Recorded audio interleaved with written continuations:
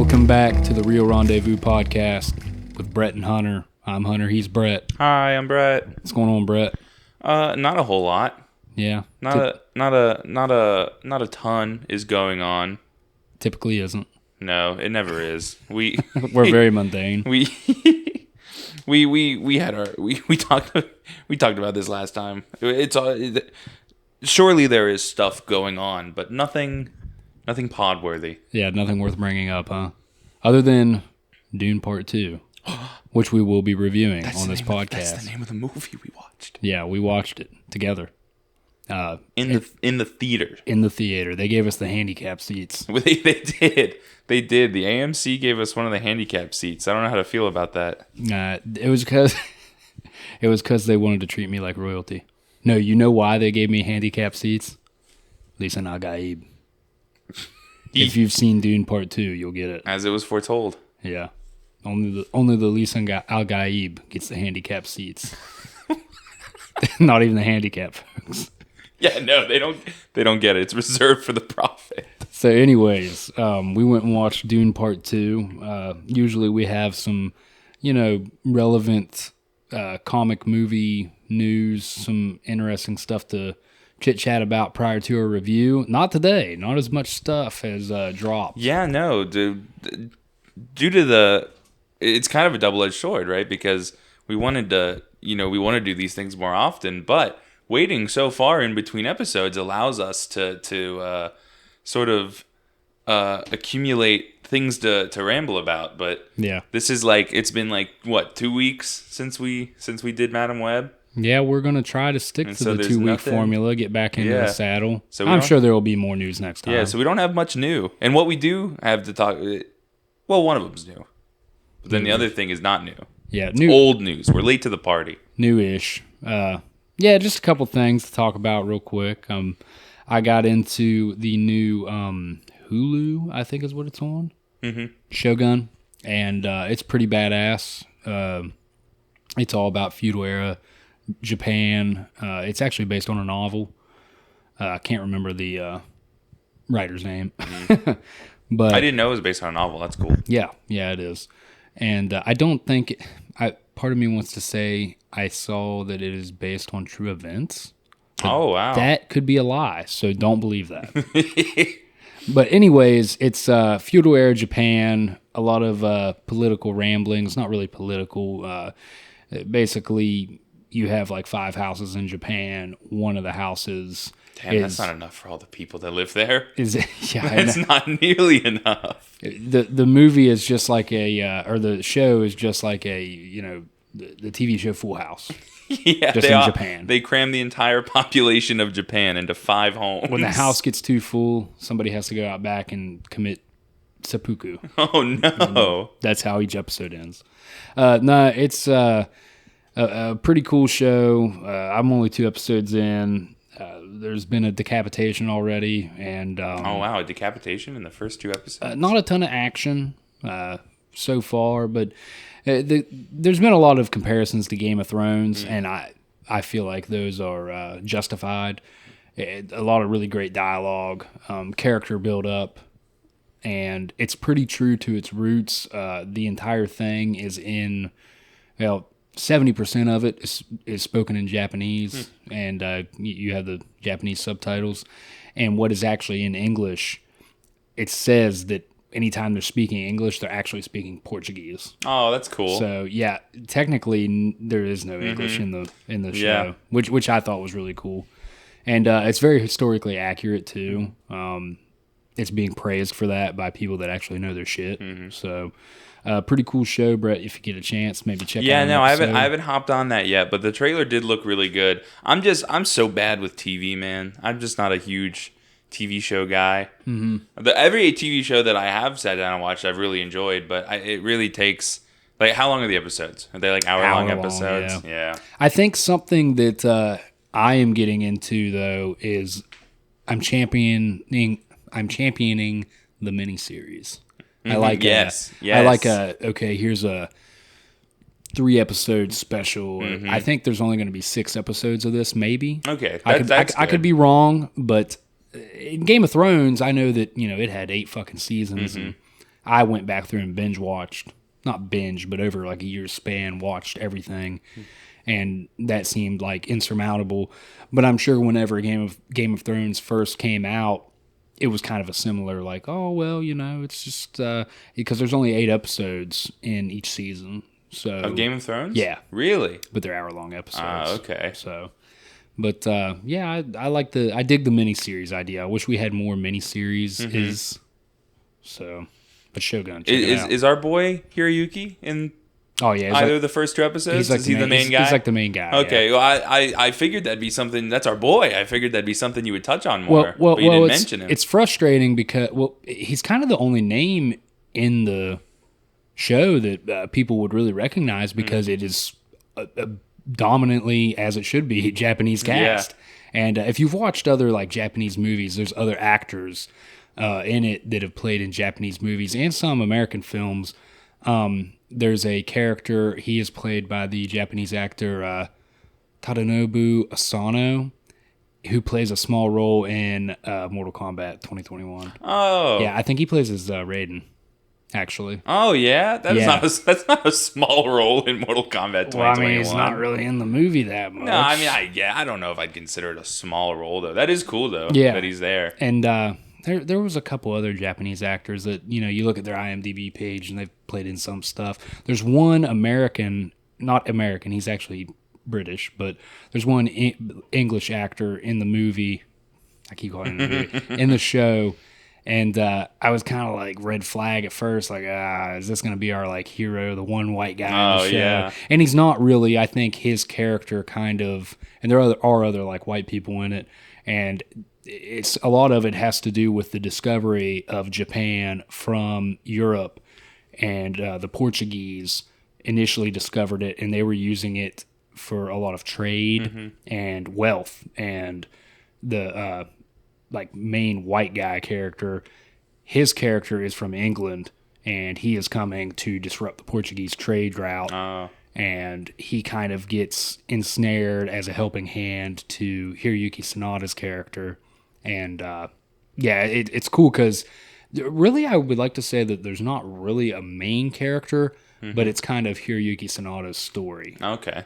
It's about how him being one of the 5 houses, the other houses are kind of like colliding against him, trying to basically kick him out. And because he sucks, or they all suck and he doesn't want to? No, they all suck. Okay.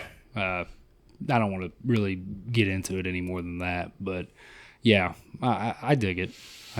I make no promise. It's definitely something I want to check out, but if I'm being realistic with myself, I probably won't. Yeah, that's okay. Or at least I'll start it for sure, but I won't finish it. I won't be offended if you don't. But I'll try my hardest. I'll do it for you, Hunter. I'll tell you what they're trying really hard on.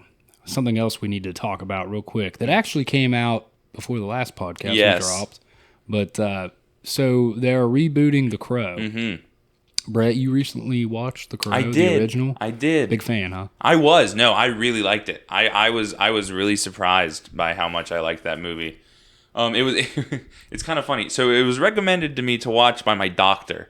Doctor? Yeah, I was at the doctor's doing normal doctor stuff. Doctor? Yeah, right? And she was like, "Hey, have you ever seen The Crow? It's like her favorite movie of all time." She can quote the opening scene word for word. It's ridiculous. Is she single? Like, no, I'm just kidding. Just kidding. I don't think so. You aren't. Anyways, continue. Sorry to interrupt. But so like she said, "Oh, you should check out The Crow." I was like, "I've heard of it, but I never like looked into it." She's like, "Oh, it's my favorite movie." She's got a tattoo of it, and then she quoted the opening scene word for word. And then I sat down and watched it. I was like, "Oh," she was like, "Oh, that's cute." She like kind of knows the opening. No. Shit was verbatim. Yeah. I was like, wow, that's crazy.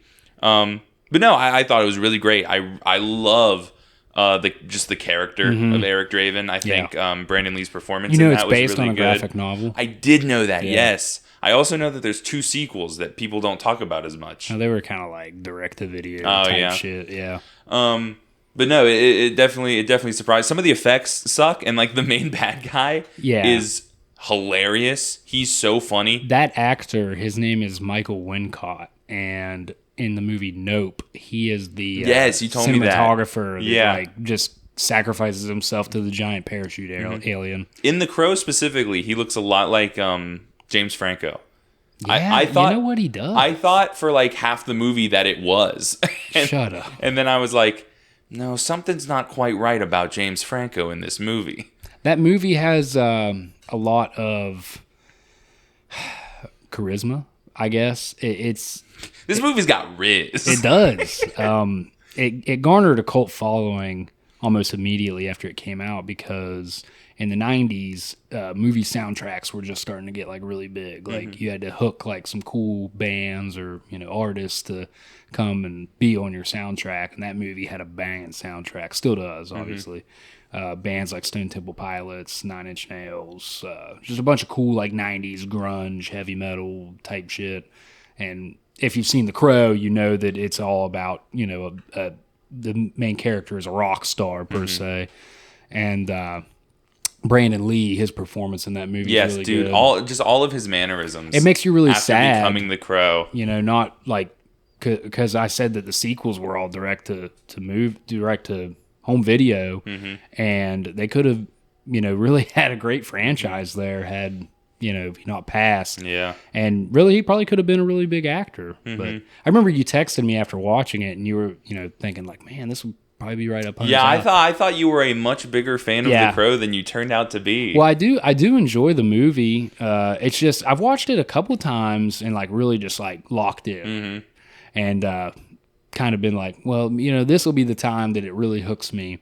And I love the atmosphere of the movie. I love the vibe. It's all edgelord. Yeah, they live in the worst city imaginable. Always raining, and that's a quote from the movie. It's like if Gotham City and Raccoon City had a baby. Yeah, that was also a terrorist. A terrorist? Yeah, like that's how bad the city is. And there's not a lot of action, but what action there is in the movie is kind of visually shot a certain way. And there's just a lot of really cool characters, cool dialogue in the movie too. Yes. There's a few times I know he quotes like Edgar Allan Poe, and it's a cool movie. I do enjoy it. I would watch it again. He like busts down the pawn shop guy's door. He's like, "You heard me rapping." Yeah. It's just never like quite been like a Hunter Higgins classic. I don't know why, for this reason or that. It just didn't quite connect with me. But anyways. So the whole reason we brought up The Crow, there is a reason, I promise. They are rebooting it, and Bill Skarsgård is cast in the lead role as Eric Draven, and some images recently released, and a lot of people are like kind of reacting to these images, like, what the fuck are they doing? Yeah, well, because they announced the reboot like ages ago, right? Like it was like everyone knew about it for a while, and then this is they finally give us our first look. And if you remake anything from when did the original come out? It was like 93 or 92. Yeah. So like 80s, early 90s, you remake anything from that era, people are gonna, because that's like, especially a cult classic like that. Yeah. So people are gonna be apprehensive, but Bill Skarsgård, he's a great actor. Great love actor. Bill Skarsgård. I love him, yeah. He's got another thing coming up. Boy Kill World. Did we talk about that on the last podcast? We did not, but I just wanted to. Now that we were talking about him, actually no. Fuck. I don't think we did. I don't think we did. I don't have it wrote down in the book. Yeah, no, we're not going to spend too much time on it. Go look up the Boy Kill World trailer. It looks really good. Yeah. Bill Skarsgård and the guy from Bob's Burgers are in it. These images, though. Yeah, so they finally dropped these images of Eric Draven, and woof. He kind of looks like a SoundCloud rapper. He does, man. They gave him the fucking shitty Joker tattoos. They did the Suicide Squad Joker tattoo thing. I don't hate it all because I like Bill Skarsgård. I think he's got a cool haircut. Yes, he's got like a side shaved curly mullet. Yeah, it's not broccoli hair. It's like Brett said, like a mullet. But he's also wearing like a trench coat, and he's like got washboard abs. Yeah, why wouldn't he?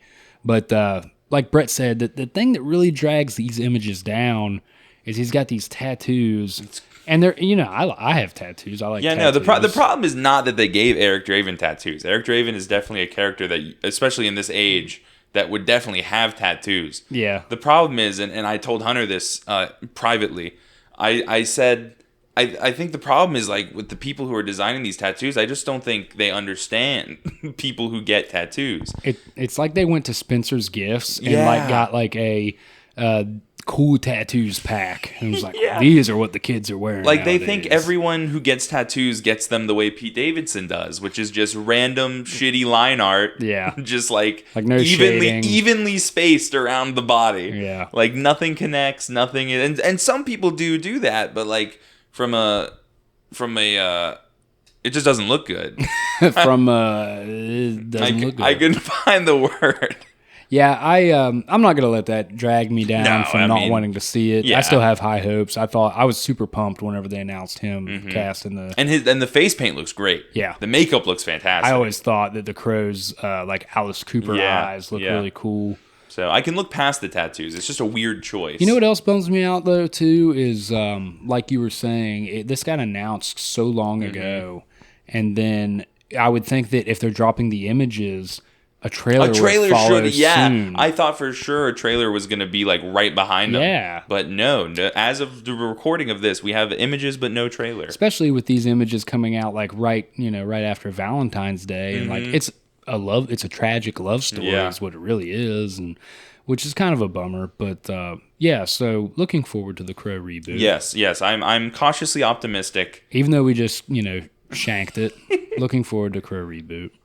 He has one cool tattoo, and it's the big eye in the center of his chest. Yeah. That one's pretty neat. It looks like the Neversoft eye, if you ever play like Tony Hawk Pro Skater. Yeah, a little bit. The old Neversoft company. Mm-hmm. R.I.P. to them, I guess. Yeah. I don't think they exist anymore. They don't. The entire Neversoft team got banished to the Call of Duty dungeon when they got acquisitioned by Activision. Yeah. There is a cool, in the most recent Call of Duty, I think, though, one of the maps, if you like zoom all the way out, the entire map is made up of the Neversoft eye. No shit. Yeah, it's pretty cool. Badass. Yeah. Yeah, I fell off on Call of Duty a long time ago. Sadly. There were some great games, though. But really, we don't have a whole lot of other news to talk about, so I guess we can just kind of before we flow into our Dune 2 review, you wanted to touch base just a little bit on Dune 1. Yes. Our thoughts and opinions on Dune 1. Real quick before we go too far in that, there was one more thing I wanted to mention. Don't got to spend too much time on it. But a huge rest in peace to Akira Toriyama. Ooh, yeah. Yes, the creator of Dragon Ball has recently passed. I think he was only like 64. Yeah. And I don't know what he died from. I didn't read too far into it, but yeah, he I didn't see what he died from either. All right, sorry, we had to cut there for a second because the future inheritance of the show woke up and she had to be soothed. Anyways, what were you saying? But no, so we were just talking about Akira Toriyama, his passing. Not entirely sure what he died from. I didn't look too far into it, but it's one of those things where it's like I'm not a Dragon Ball guy. I never watched the show, but like that influence is insane. I'm not like the biggest Dragon Ball guy. I obviously watched Dragon Ball Z growing up some, and I never read the manga or anything, but like you said, the influence, if anybody is between the ages of like 15 and 30 years old, they've probably like blundered their way into an episode of Dragon Ball Z somewhere. Well, just like everyone knows who Goku is. Mm-hmm. Everyone's tried to go Super Saiyan. Everyone's tried to do a Kamehameha. How many times have you like seen the like Superman versus Goku? Yes, dude. Who wins? And again, like I've never seen a single episode of that show, but it's one of those things where it's like it's so potent in the cultural zeitgeist that like I just know a ton about it.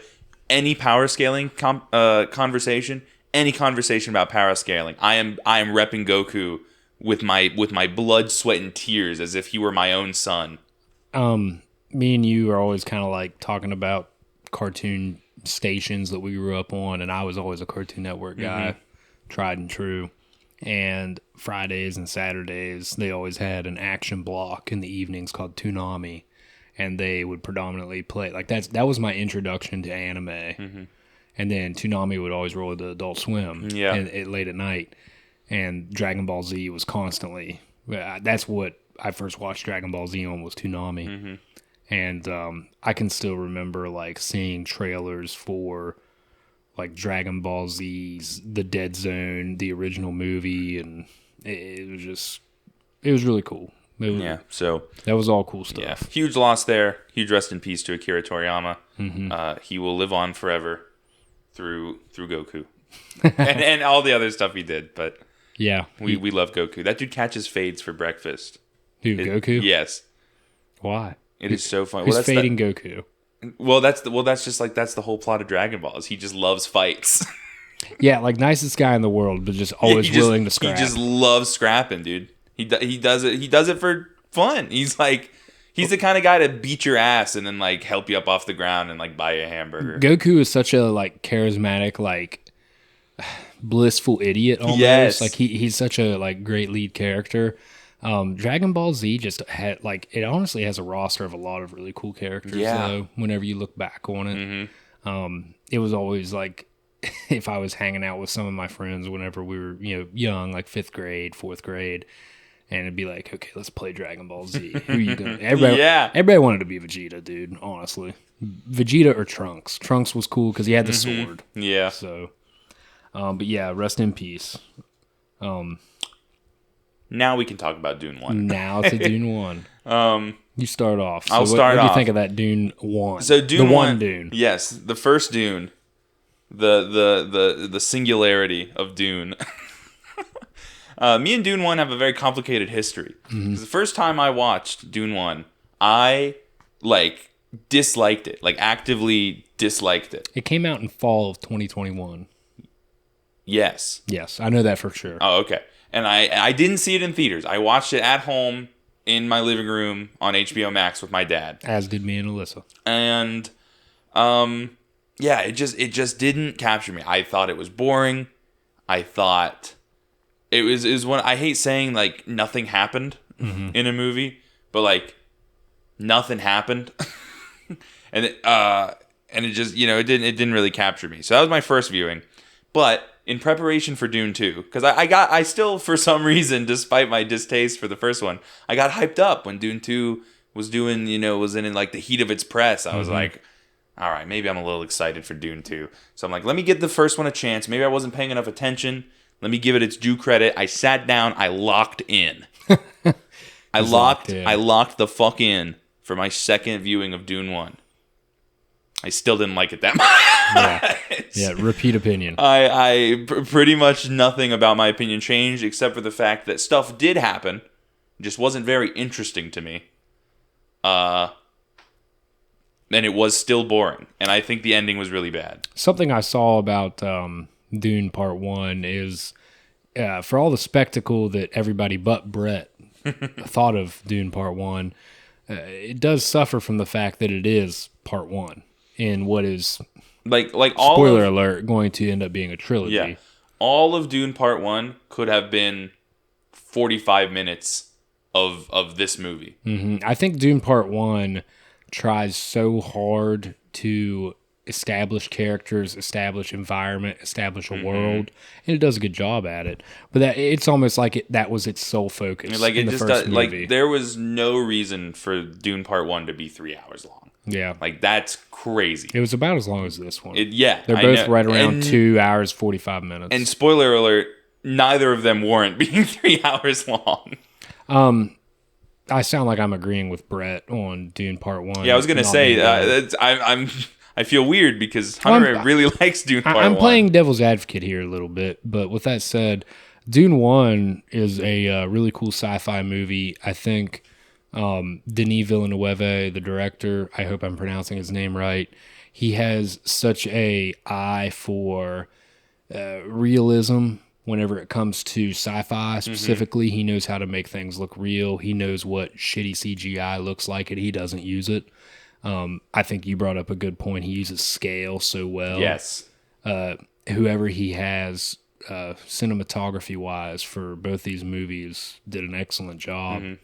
I think that he also has just garnered so much respect in Hollywood that he gets nothing but A-listers. Both Dune Part 1 and Dune Part 2 are just stacked casts.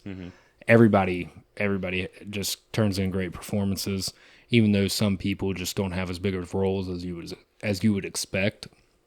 I think Dune Part 1 does do a good job, like with what I said, establishing this world and these characters. And I think it does a good job of introducing what the main premise is of this story in the first one without making it overly confusing. Yeah. But still maintaining like almost like an indie flair to it. Yeah, a little bit. It's like the most indie blockbuster of all time. That's a really good way of putting it. Well, you brought it up earlier that did, AMC yes. was advertising Yes. it. What did you call it? Yeah, AMC has Dune 2 listed under its like AMC Artisans branding, which is what they normally use for like either their like their international or their like indie films. But on the topic, like Dune 1's one of those things where I would never say it's a bad movie, right? Objectively, it's great. It looks great. Everyone's performance is great. Like you said, the writing it is really tight knit. Like it explains the world that they're inhabiting really well, and it definitely does get you immersed in it. But it's just one of those things where it just didn't click for me the way it seemed to click for like the entire rest of the world. See, there's some things with Dune Part 1 that I think are so interesting and action oriented that aren't actually action sequences. There's no real violence or supreme threat. I will say a genuine complaint I have about Dune 1 outside of just like it wasn't for me is the action that is in Dune 1 looks terrible. Looks terrible? Looks terrible. Dude, I don't know how recently have you rewatched it? Like last week. No one's hits are connecting. At all. Yeah. There is they got the shields on. There is no. Even the ones that are supposed to be connecting, there is just no sense of like those people are not hitting each other. Yeah. Which is something vastly improved in Dune 2. I feel like some of that has to do with good sound design and good editing with how you show the action.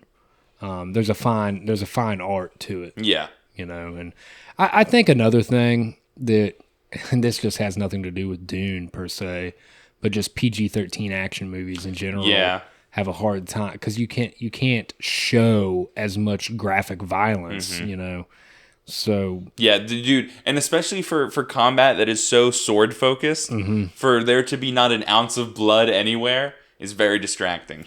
Well, I think that's one of the interesting things about Dune 2 that I noticed, and not to just dive right in the middle of it, but I thought that the shields that were just like this body armor shields that everybody fucking had in Dune 1. It was such a big part of Dune 1. There wasn't that much in Dune 2. And I think maybe they realized that and like kind of cut it back just a little bit. I also thought the shields in Dune 1 were stupid.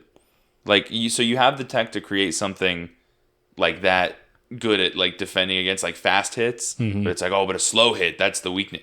Make it not do that. Your tech is so advanced you can't figure out how to make it defend against slow hits. Well, I think that's one of the cool things about the Dune universe is it has this like advanced tech, but then it's also like low tech too. It's kind of like whenever we reviewed the Batman, it's got this weird type of technology that we just. Why is that as advanced as it is, and then also why is it not that advanced? Yeah. But I digress. Dune 1 is a pretty cool sci-fi movie. Great visuals all around. I would say Dune 1 and Dune 2 are both like in top 5 sci-fi visually, like just visually speaking. But upon viewing Dune Part 2, I think both of us can agree it is the superior film. Oh, absolutely. So much better. So let me read the plot real quick. Real fast, for comparison's sake, later on, what would you give as a number score for Dune Part 1? For Dune Part 1, I hadn't even really thought of it. Maybe 8 out of 10, maybe. I give Dune 1 a 5. Dune 1 is a perfectly fine movie. Well, a fine movie, I think, would be a 5 is a bad score. A 5 is perfectly in the middle. That's not a good score. It is a 50%. That's a bad score. It's fine. Is that like fresh on Rotten Tomatoes? No. Okay, it's not a good score. Okay, well, because I didn't like the movie. All right, so here's the plot for Dune Part 2. As we said, Dune Part 1 does a lot of establishing of characters and setup. Dune Part 2 is the meat and potatoes. Paul Atreides unites with Shani and the Fremen while seeking revenge against the conspirators who destroyed his family on the planet Arrakis. So, Brett, the plot, we just got into it there. What do you have to say about it? I thought it was good. I think it flowed well. I think it was far more interesting than the plot of the first movie. Like I said, I think the best way to view them really is like read a synopsis of the first movie and then watch Dune 2. You want to know what Dune 2, and I didn't even think about this till just now. You want to know what Dune 2 uses with this plot? Excuse me. That is just tried and true in the history of movies and just stories in general. Everybody loves a good revenge tale. Yes. Vengeance is a dish best served in a movie. Because we all like it. Put that on a t-shirt. Granted, there's a whole lot more nuance to this one instead of just being a straightforward Punisher or Kill Bill or something because it doesn't start as a revenge plot. Right. It only becomes a revenge plot pretty much in the third act. Well, I think it starts as a revenge plot and the second act progresses as a revenge plot, but somewhere between the second and third act, it evolves into a garnering of power. And we'll get to that in a few. But so there's a little bit more to it than just Paul Atreides trying to seek revenge, because he joins up with the Fremen that are introduced at the end of the first movie, and they are like the homelanders of the planet Arrakis. There's a bunch of them. There's the Northerners and the Southerners. The Southerners are a lot more like faithful and devout to the planet itself, and they kind of introduce Paul as this prophet. They're seeing him as this outlander that becomes one of them. The last scene. Yeah.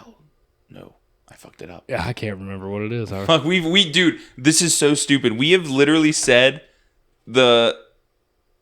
we've been saying it all day. We have been saying it all day, and of course, the moment we have to say it on the fucking air. I think you said it right.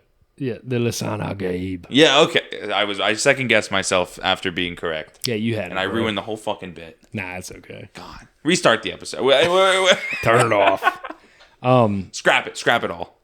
But like Brett said, they view him as this prophet in their faith, known as the lisan al-gaib, that will lead them to the green paradise, so to speak. And, you know, as the movie progresses, it's almost like it's just a coincidence that he's with them and, you know, he's smart and just able to adapt to their ways so quickly.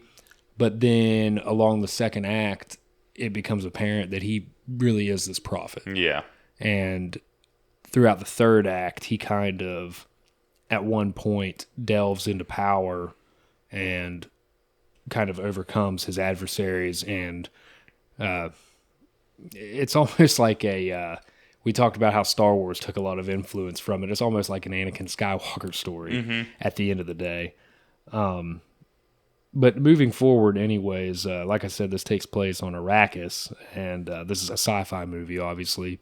So to talk about the setting and the set design, I don't really have a whole lot to say other than, once again, this movie is just visually jaw-dropping. Yeah, it's gorgeous. I've never seen better CGI and digital effects. The titular dunes are rendered beautifully. I don't know how much of it, if any, is practical. The sand. Honestly, I don't think any of it is. You don't think any of the sand is there? It looks so good, man. Because like we after the show we got to look into that, because I'd really like to know, because if none of the sand is practical, that is genuinely jaw-dropping. Well, I feel like at least a little, like especially like the sand they're directly interacting with definitely has to be there. You might be right, but I can definitely see where it would be being filled in with blue and green screens. Wow, it was filmed. I struggled through that. It was filmed in. I had it earlier and I lost it. Shit. It was filmed in Budapest. Oh, that's fun. Hungary, in Jordan, and in the United Arab Emirates. Okay, so maybe. Well, that's the Middle East. There's a lot of sand. Yeah, so maybe all the sand is practical. So, yeah. Either way, it's shot beautifully. And then all the stuff that's not the sand, because there is a lot of sand, but all the stuff that's not the sand is also rendered very well. The Harkonnens' home planet is delved into a lot more in this movie, and due to their black sun, the entire planet is in black and white. Yeah, it's like a negative lighting effect, Yeah, and it looks so cool. It looks so cool. Yeah. That whole sequence is fantastic. Yeah, whenever we're introduced to the Na Baron Fade Rotha, played by Elvis himself, Austin Butler. Yes, Elvis Presley. That is... They should just start crediting him as, like, Elvis's acting career is back, baby, and they just start crediting him as Elvis Presley. I thought it was so funny because whenever he is first introduced and talks in his, like, Harkonnen voice, it's like he still fucking sounds like Elvis, kind of. He's still got, like, almost a twang. So, but I thought he killed it. Yeah, that whole sequence was probably my favorite in the movie. It looks so good, man. And also, me and Brett have talked earlier before on the way home about how just the tech and all of their suits, and like not just the Fremen tech, but also the Harkonnens, all their weapons. Everything makes sense. Everything looks realistic. Like, it almost makes you believe, like, wow, that technology probably... I mean, why have we not come up with that? Yeah, all the production design on this one. And then, of course, by extension, the first one is great.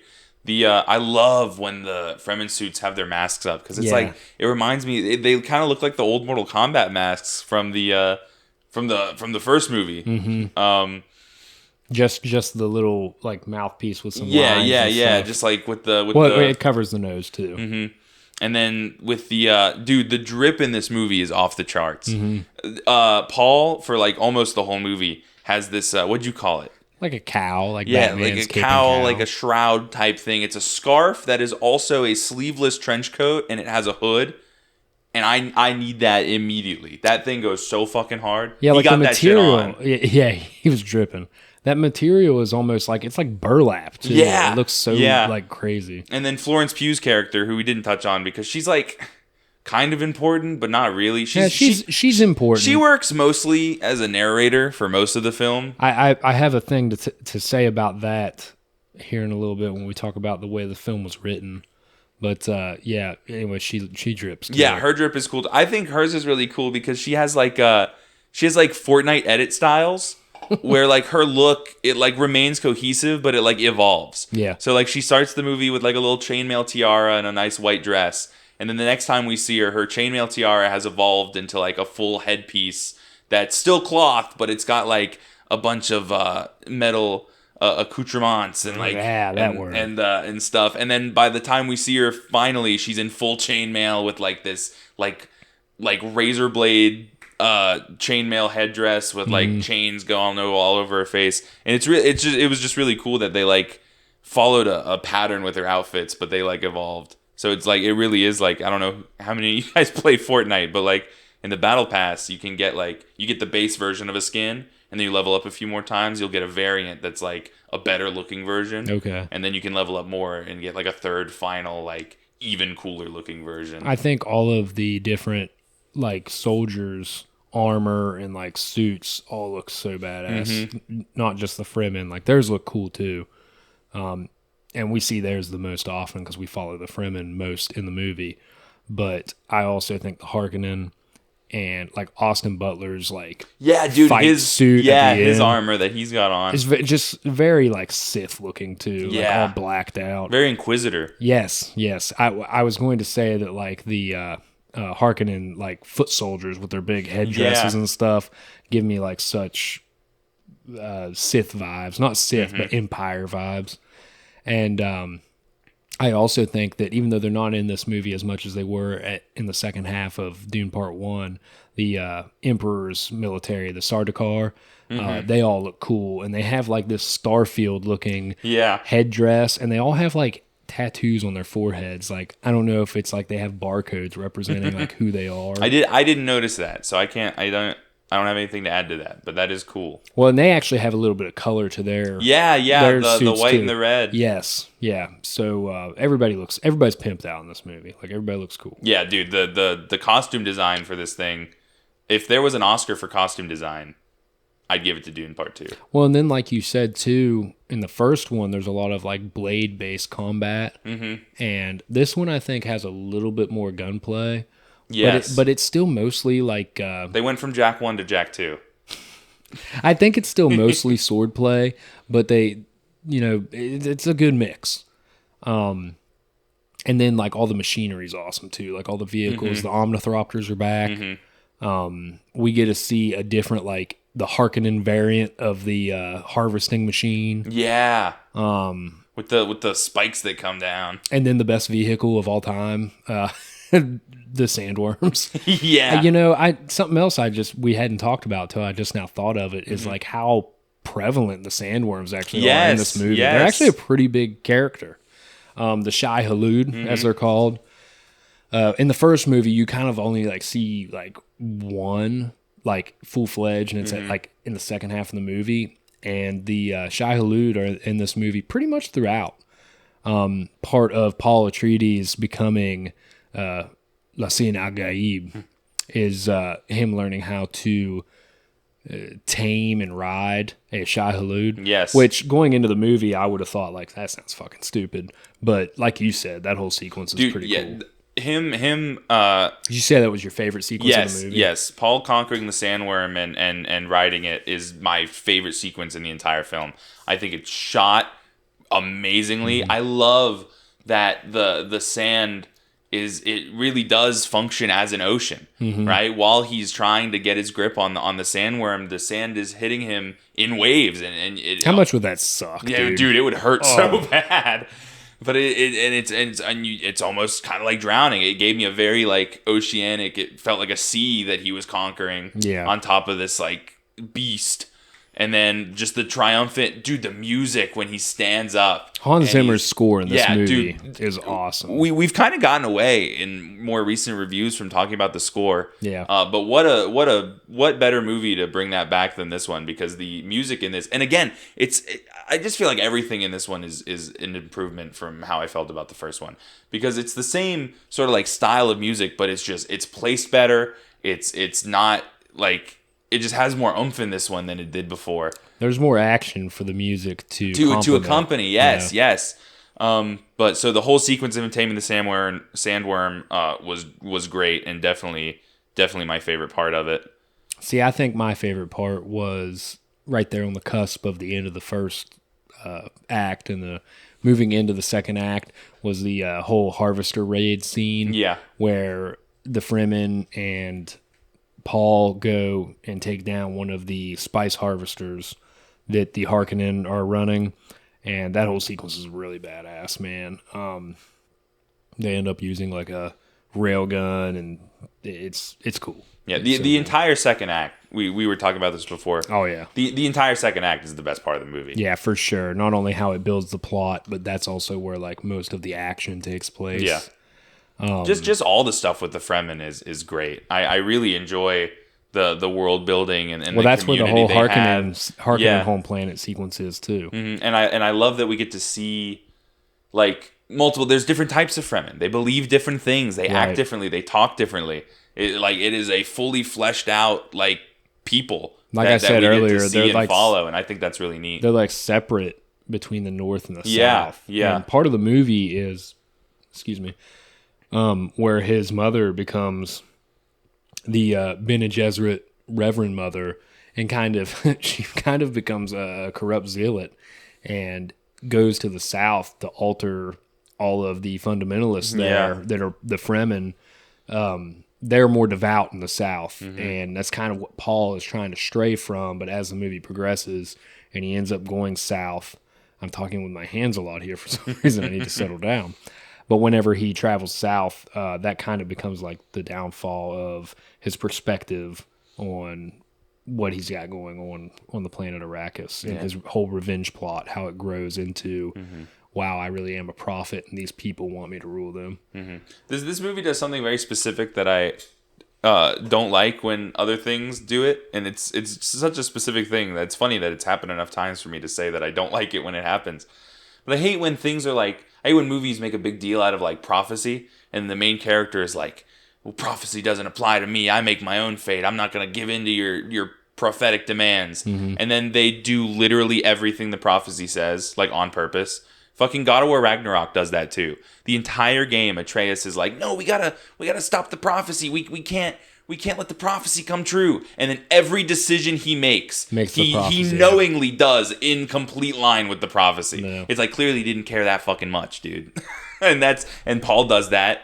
And then of course, as the prophecy foretells, yeah, like we shit said, hits the fan. Like we said, the third act is kind of not like, in my opinion, I don't think it's bad. It's just the weaker act of the movie, aside from one really sick knife fight sequence. Mm-hmm. I love that knife fight.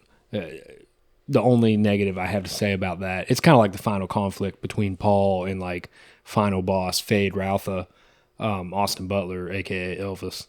The only negative I have about that is I wish it was like 10 more minutes longer. Because you don't really see a good knife fight anymore. Yeah, no. The art of the knife fight fights, has been... you know, but not a knife fight. But yeah, the third act feels... For a 2-hour, 48-minute long movie, the third act feels slightly rushed. Yeah, right? Like, how did...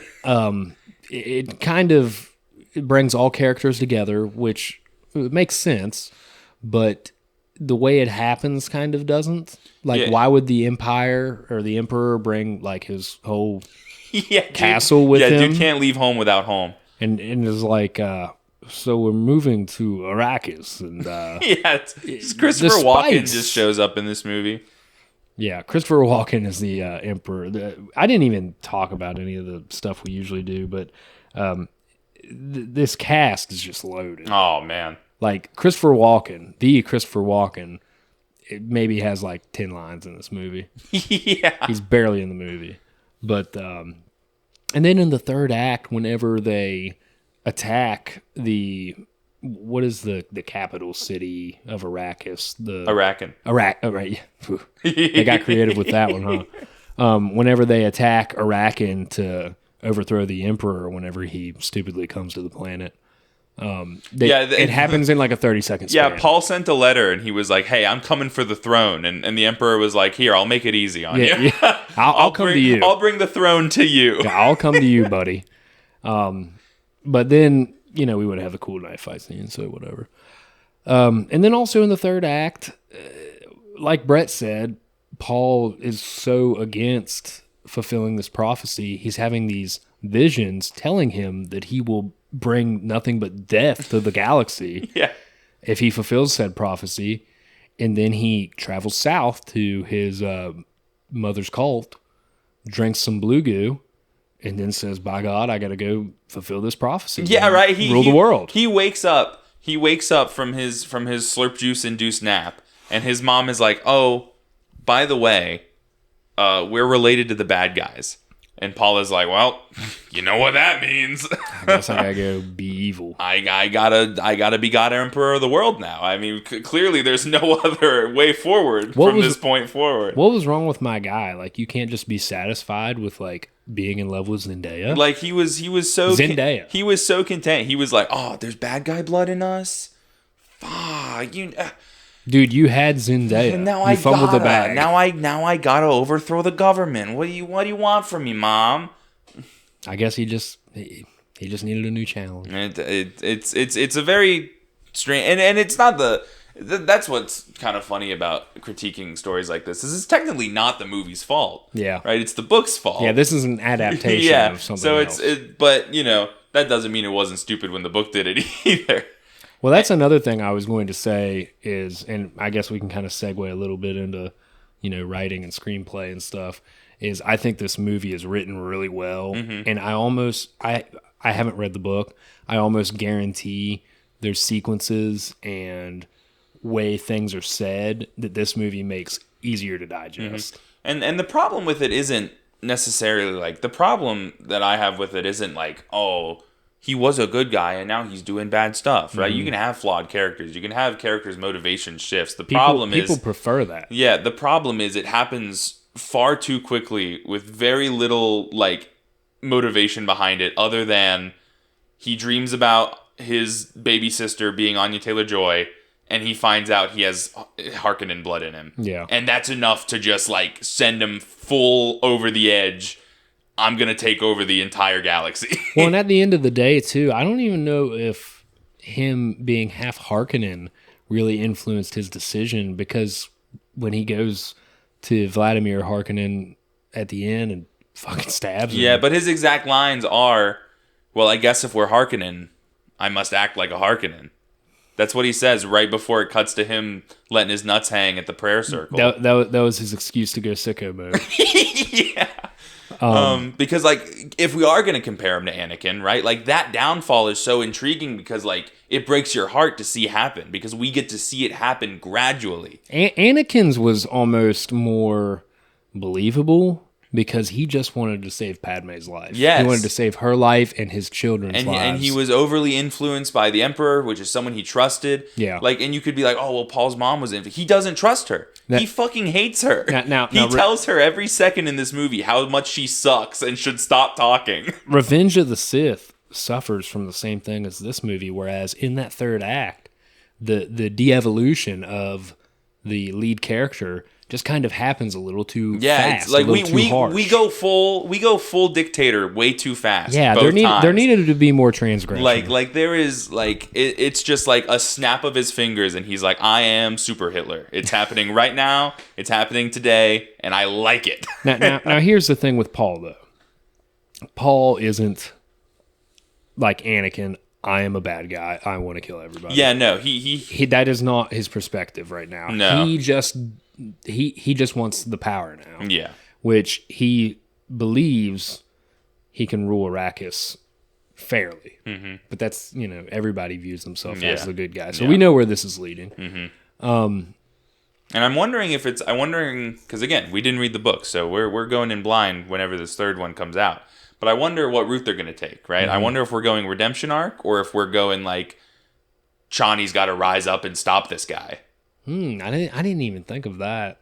That would be interesting. I think honestly I might prefer a Chani got to rise up and stop this guy plot. Almost rotation of the lead. Yeah. I think that would be really interesting. Rotation of our protagonist. That would be cool. I would like that. I liked how much. And it would give her more to do. Movie. Yeah, well, because she is in it a lot more, but she doesn't really do anything other than kiss Timothée Chalamet and ask him to stop being a dick. I think a lot of her dialogue is good. I think that she's pretty genuine, and like you said, there's actual realistic human interaction in this movie. Yes, and that was another big problem I had with the first one. I think the way her and Timothée Chalamet's characters interact are really... It feels way more genuine. Yes, and I think her influence on him, not just in how he becomes one of the Fremen, but in his perspective of things, is pretty realistic. Yeah. Until the very end, whenever he drinks the blue juice. Yeah. We keep calling it blue juice. It is blood of the sandworms. Yeah. Is that what it was? Blood? Is it blood? Was it blood? One of the Fremen describe it as piss, but I don't know if they were like just being mean or if that's true. Regardless, that's crazy. Dude, imagine going and peeing and it's just electric blue. Yeah, dude. Whoa. Paul Atreides tries Mountain Dew Voltage for the first time and it sends him over the fucking edge. Yeah, he wants to start the Third Reich. We keep referring to it like Hitler. It's not Hitler. No. Fun fact. I've been seeing on Twitter, in the third book, he compares himself to Hitler. No shit. Yes. Wow. Yes. So that's not unjustified. That's his word. That's Paul's words. So maybe he is just going to be a bad guy. Yeah, maybe. I'm unsure of how they could spin that. Anything else about the dialogue, the writing, the screenplay? I mean, I think it's I think it's all it's pretty tight knit. I think there aren't too many holes to poke in it. Yeah, the only holes to poke would be with a couple of just the characters and the decision making. Yeah. Which, like you said, some of that is probably just due to the original novel. Yeah. And then I don't really have a whole lot to say about production that we haven't already said with how high level everything is.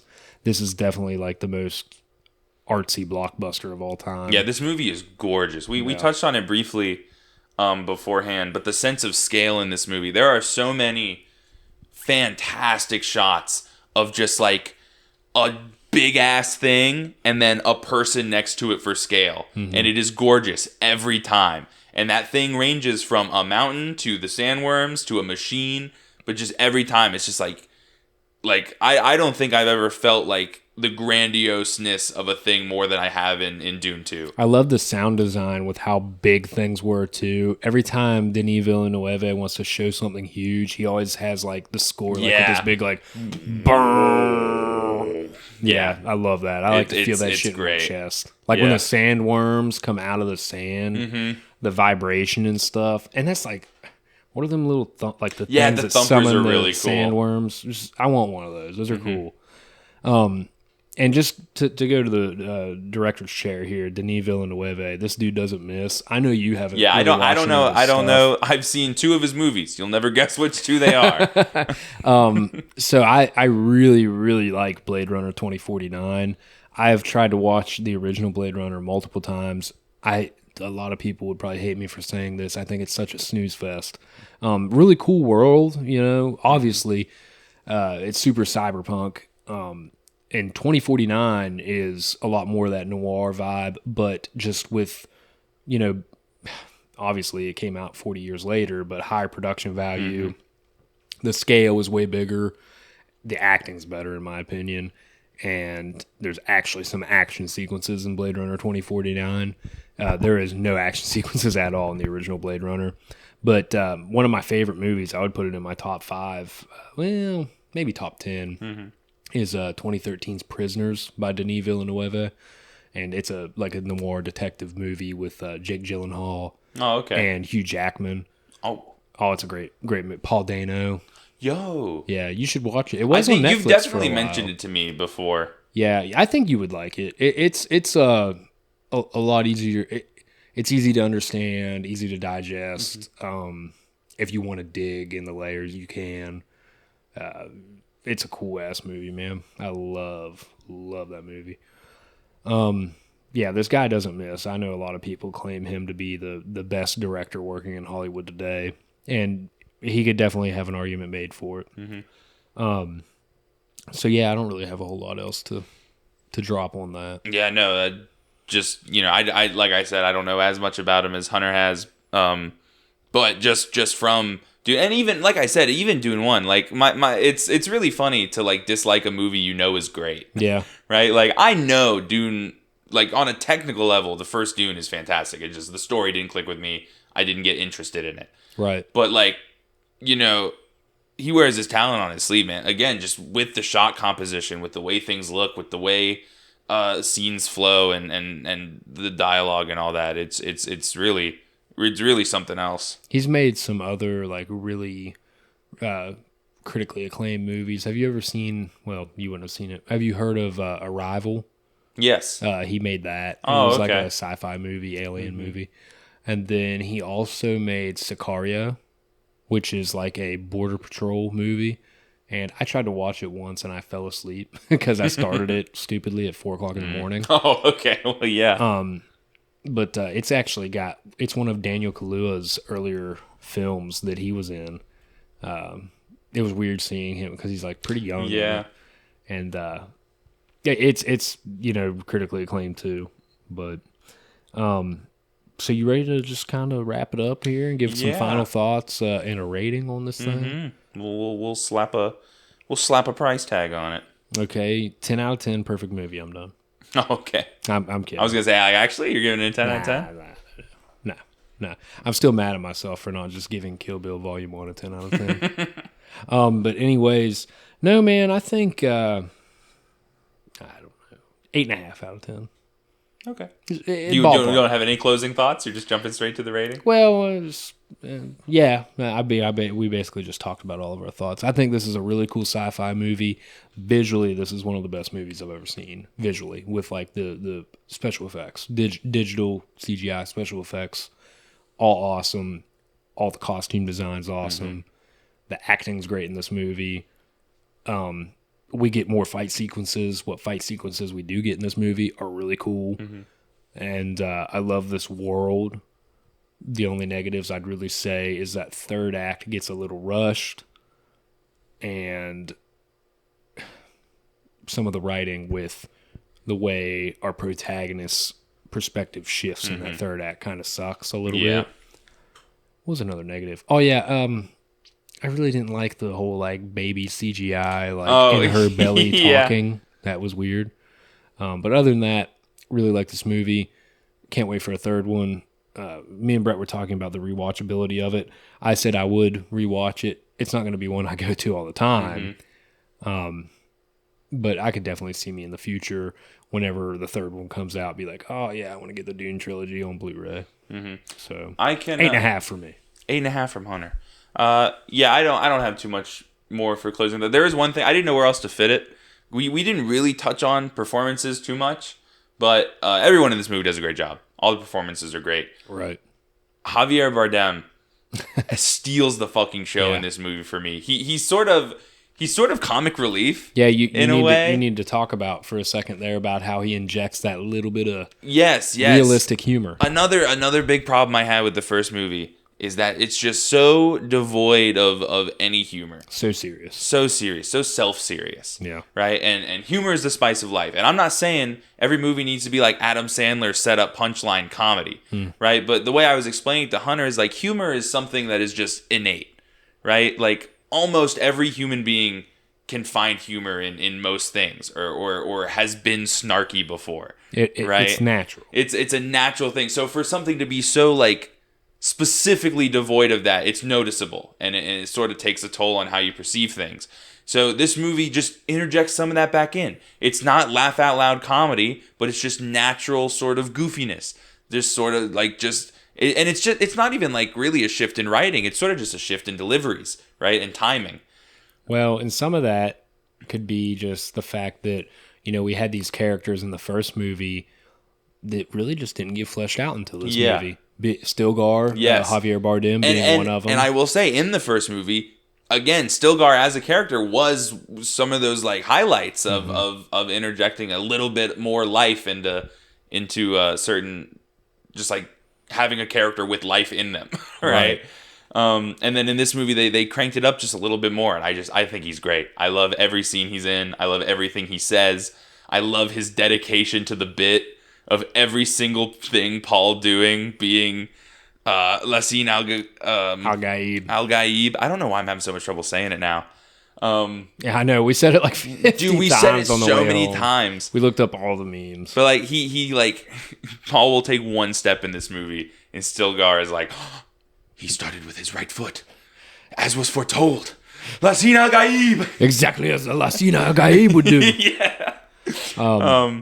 But he's just great. Everyone's great, but like his performance specifically really, really like stood out to me. I think that it goes without saying too, Zendaya got more room to breathe in this movie. I know that you were saying you didn't really think she got a whole lot to do, but I think she was a great supporting character in this movie. And I know Zendaya, she was a Disney Channel kid, right? I think it's funny to me that I feel like a lot of the Disney Channel kids they don't normally break out like she did. Well, I mean, wasn't Austin Butler one too? Yeah, but that was like way long ago. Maybe it wasn't. I don't know. Didn't watch Disney Channel. I was on that Cartoon Network, dog. But I feel like Alyssa has said that before about him. But anyways, just some cool characters with more stuff to chew on. Yeah, I definitely think she could have had more to do, but what she did have to work with, Zendaya did well with. It's Zendaya. She does good work, I do think Zendaya is one of those actresses now where it's a little distracting, especially to see her in something like Dune, right? Like it feels sort of like not out of her wheelhouse in terms of like she can't do it, but just like all the stuff she's done otherwise just doesn't really like mesh with it, right? So it's like she did not feel as ingrained in the world as everyone else did.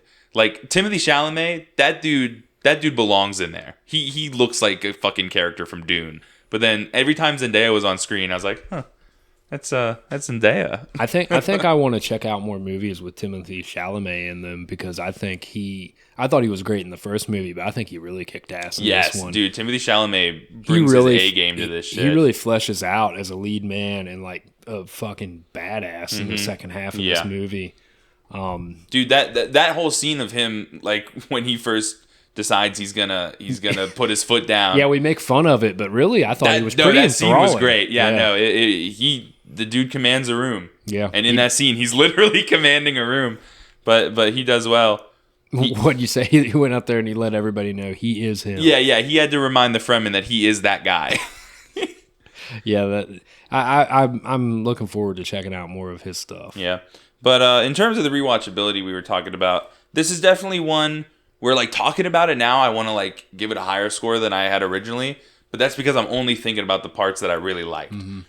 Everything else other than what I've talked about, drug hard for me. This movie, just like the first one, it's still a Dune movie. Like, let's get it straight. This is Dune Part 2, right? Yeah. It just had more stuff that I liked in it. So I don't know if I could sit down and watch the whole thing again. I think I could, I would buy, like, the trilogy on Blu-ray just to have it. I would never watch the first one again. Unless I was showing it to someone else because we were going to watch the trilogy for funsies. I feel like the first one suffers from this more than this one does, but a problem that I guess Denis Villeneuve has in some of his movies, nobody thinks it's a problem, but if you hate how something drags, like the dude loves having a scene of just a slow pan out of somebody pondering life or a slow pan in of some giant mechanical structure. Mm-hmm.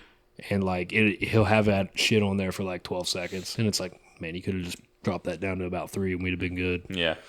But again, with that, like, the quality is undeniable there. It's just, it's this sort of, the inherent style that he's going for with the Dune movies just isn't always going to be my cup of tea. But this one is so many leagues better than the first one.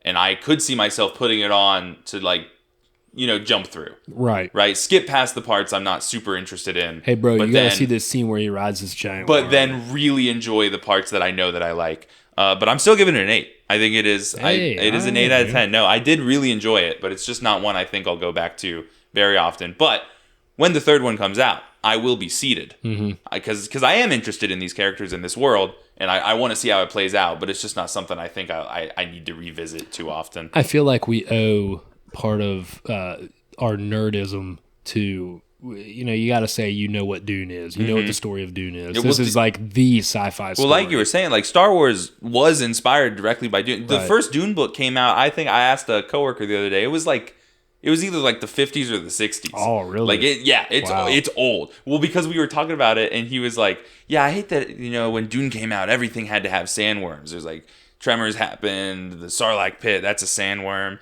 I was like, okay, Dune didn't invent sandworms. When did Dune come out? And he was like, it's like 1950 something. I was like, okay, maybe Dune invented sandworms. Have you ever seen Beetlejuice? Yes, that's another. Yeah, that is a sandworm variant. Sandworms.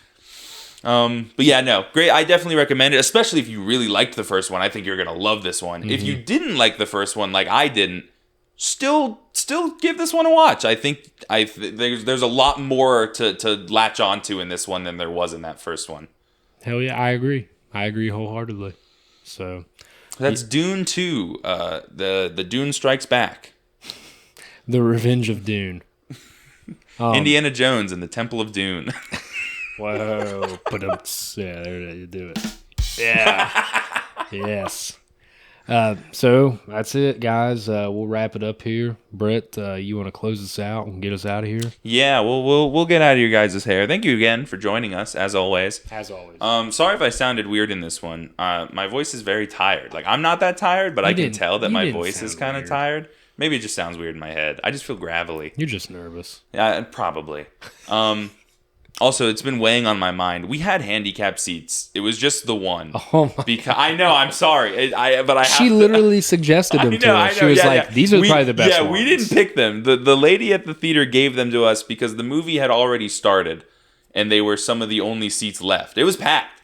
It was the first time I've been in a packed theater in a while. Yeah. So I just wanted. We didn't take it from anybody. We did not kick Grandma out of Dune 2 so that we could be more comfortable. But with that out of the way, let me run you the socials. That will be at Real Rendezvous, all one word, spelled as it always is, on pretty much everything. That's Instagram, Twitter, and YouTube. Got the weight lifted off your shoulders. Yeah, it really was. It was really. Now you can sleep tonight. It was really gnawing at me. Yeah. But, all right, man. Is that it? Is that everything? I think that's everything. That's everything I can think of. You guys got the socials. Hit us up. All right. Yeah, please interact with us. Give us movie suggestions or ask us questions, and maybe one day we'll answer them. Yep, no doubt. And if you're on YouTube, comment. Leave comments. Yep, for sure. All right. We love you guys. I love you. Bye.